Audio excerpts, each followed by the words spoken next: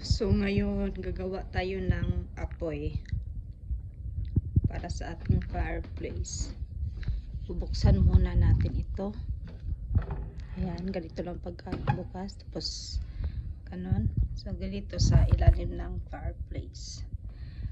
Ayan, kukuha tayo ng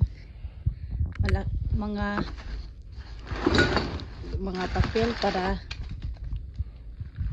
i-ano natin. Ayan. Tapos lagyan pa natin ng medyo dami-daming papel. Ayan. Ayan. Tapos kuha pa tayo ng marami.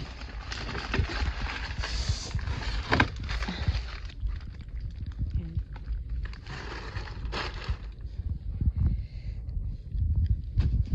Damihan pa natin.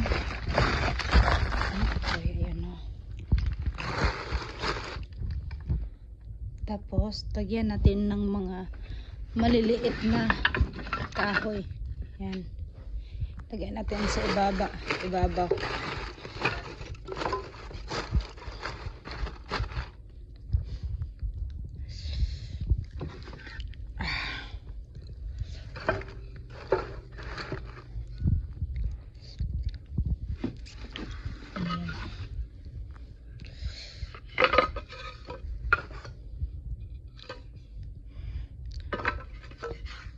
Yan. Pagkatapos niyan, kukuha tayo ng medyo malaki-laking mga kahoy. Ayan.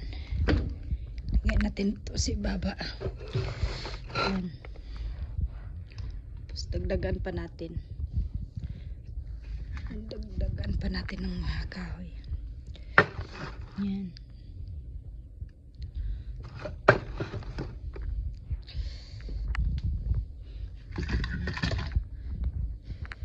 Ayan pa.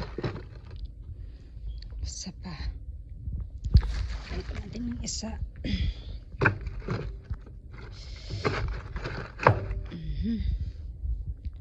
Yan na. Tapos, tagyan pa natin ng kahoy. Yan. Ayan, medyo marami-rami na. Medyo marami-rami na ang kahoy. Yan o. Yan o. Tapos, kuha pa tayo ng papel. Lagay natin dito sa kahoy. Yan. Tapos, tagyan ng apoy. Yan na. Ito. Dito sa ilalim.